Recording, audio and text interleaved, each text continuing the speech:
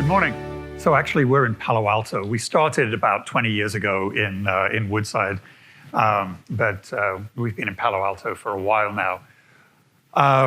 We are an investment bank. We do primarily mergers and acquisitions, some capital raising, and we have a group that specializes in the embedded vision sector.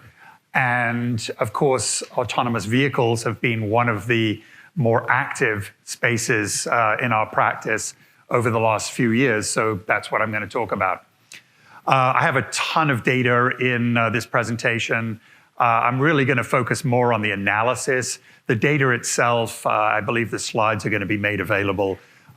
So because I only have 25 minutes, I'm going to have to go through this pretty quickly.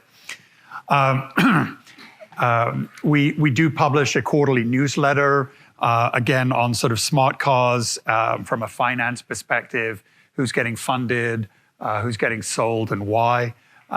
If any of you want to get onto the mailing list on that, give me your card, and I'm happy to add you.